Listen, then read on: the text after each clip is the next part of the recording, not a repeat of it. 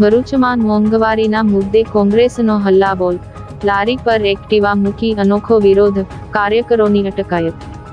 દેશમાં દિનપ્રતિદિન વધી રહેલી કમરતોડ મોંઘવારી, ઈંધણના ભડકા અને રસોઈ ગેસના આસમાને પહોંચેલા ભાવોના વિરોધમાં ભરૂચ જિલ્લા અને શહેર કોંગ્રેસ સમિતિ દ્વારા ભરૂચ રેલવે સ્ટેશન ખાતે એક અનોખું અને ઉગ્ર વિરોધ પ્રદર્શન કરવામાં આવ્યું હતું। કોંગ્રેસના કાર્યકરોએ મોંઘવારીના મુદ્દે સરકાર સામે ભારે આક્રોશ વ્યક્ત કરતા ઉગ્ર સૂત્રોચ્ચાર કર્યા હતા। આ વિરોધ પ્રદર્શન આકર્ષણનું કેન્દ્ર બન્યું હતું કારણ કે કાર્યકરોએ પ્રતિકાત્મક રૂપે એક લારી પર એક્ટિવા સ્કૂટર મૂક્યું હતું અને તેની નજીક મોંઘવારીની જેલ બનાવીને પોતાનો રોષ ઠાલવ્યો હતો। આગેવાનોએ આક્ષેપ કર્યો હતો કે વધતી જતી મોંઘવારીના કારણે સામાન્ય માણસની રોજી રોટી પર સંકટ આવી પડ્યું છે અને ગરીબોની સગડી અભરાઈએ મુકાઈ ગઈ છે। ભરૂચ રેલવે સ્ટેશન પર માહોલ ગરમાતાં જ પોલીસે કાયદો અને વ્યવસ્થાની સ્થિતિ જાળવી રાખવા માટે તાબડતોબ પગલાં લીધા હતા।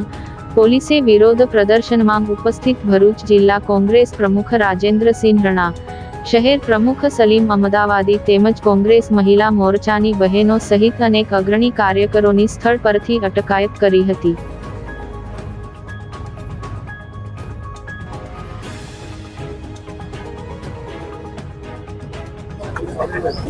ભારતીય જનતા પાર્ટીની રંગાબીલાની સરકાર જ્યાંથી હિન્દુસ્તાનમાં આવી છે, આખા હિન્દુસ્તાનને નુકસાન સિવાય કંઈ આપ્યું નથી।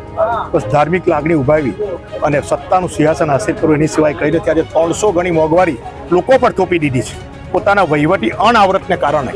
આજે જીવન જરૂરિયાતની તેલથી લઈ અનાજથી લઈ કોઈ પણ વસ્તુ હોય લોકો ખરીદી શકે। 25,000નો પગારદાર માણસ પણ આજે સિટીમાં એ ખરીદી ના શકે, એક ટાઈમ ભૂખું રહેવું પડે એવી પરિસ્થિતિ ઊભી કરી દીધી છે। શિક્ષણમાં જુઓ તો પેપર વારંવાર ફૂટવું, સામાન્ય પરિવારનો માણસ આજે એન્જિનિયર પણ ના બને, એન્જિનિયર બનીને પણ રિક્ષા ચલાવવી પડે કે સામાન્ય ગુજરાન ચલાવવા માટે કંઈ કરવું પડે। બેરોજગારી છે, રોજગારી બી નથી, એવી પરિસ્થિતિમાં આજે પેપર ફૂટે છે, પરીક્ષા પણ સામાન્ય માણસ આપી શકે એવી પરિસ્થિતિ નથી, ફી ભરી શકે એવી પણ પરિસ્થિતિ નથી। આટલી બધી મોંઘવારી, પેટ્રોલ, ડીઝલ, ગેસ, ખેડૂતોની વાત કરું તો ખાતરનો સક્ષમ વધારો, શેરડી, કપાસ, તુવર ને કેર એના ભાવ વારંવાર ઘટે છે, વધવા જોઈએ મોંઘવારી સામે, એની સામે ઘટે છે। અનાવરતનું પરિણામ છે ગુજરાત સરકારનું।